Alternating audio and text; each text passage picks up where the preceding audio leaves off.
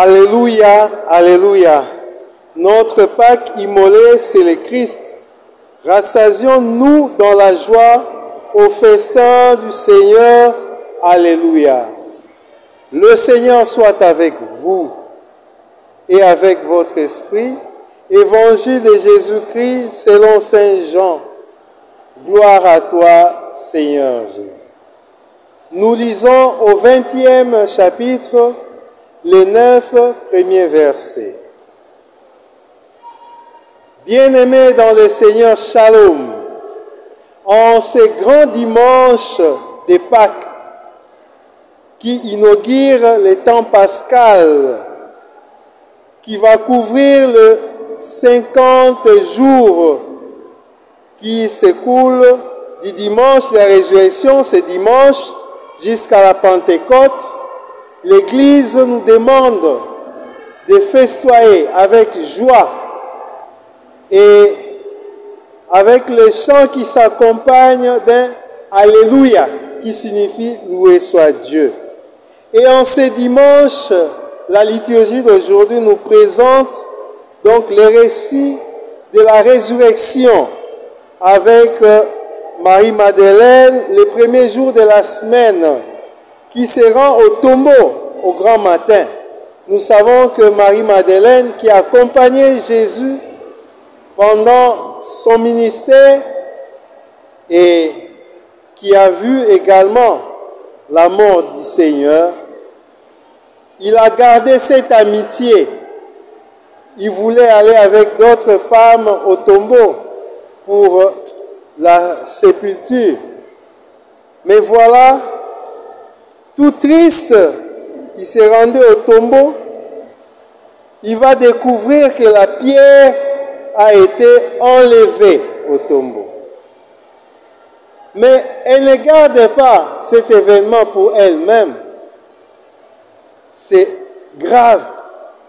La pierre enroulée, elle va courir pour informer Simon-Pierre et l'autre disciple, les plus jeunes que nous appelons Jean. Les deux vont constater la même chose. Voilà quelle déception.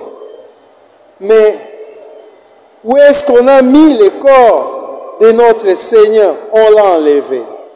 C'est le désespoir qui nous habite, nous tous, lorsque nous sommes habités par la foi en quelque chose et subitement, ce qu'on attendait, on voit autre chose. Je donne un exemple. Vous avez beaucoup prié pour que votre projet puisse aller de l'avant, mais à votre grande surprise, cela ne se réalise pas comme vous l'avez prévu.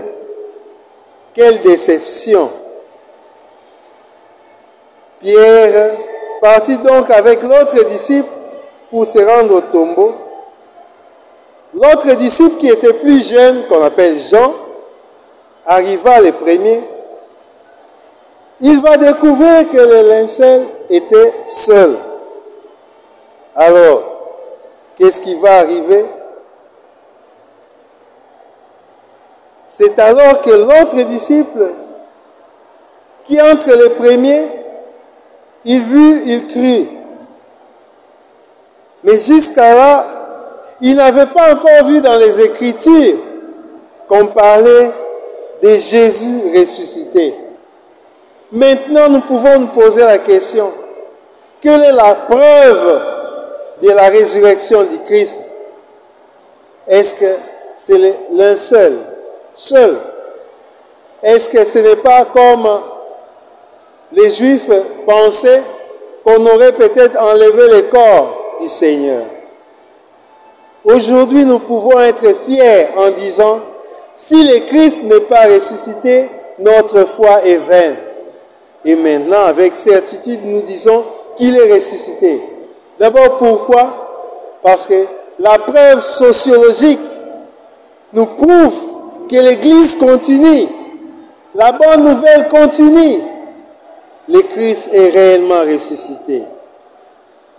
La preuve de la foi Parce que le message se transmet.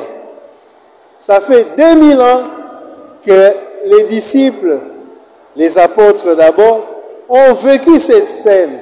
Et jusqu'à aujourd'hui, on continue à les prêcher. Jusqu'à aujourd'hui, on continue à répandre les messages de Pâques. Voilà la preuve. Le Christ est réellement ressuscité.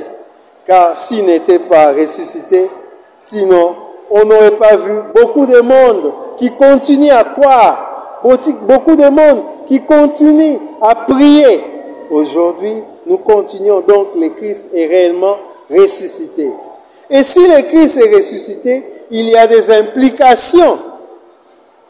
Quelles sont les implications? Mais moi qui crois en la résurrection, je dois devenir témoin. Le message nous demande, nous tous, de devenir des témoins de la résurrection du Christ. Au travail, en famille, partout là où nous sommes des témoins de la résurrection et nous devons vivre notre témoignage par des exemples concrets. Que notre vie soit réellement un témoignage.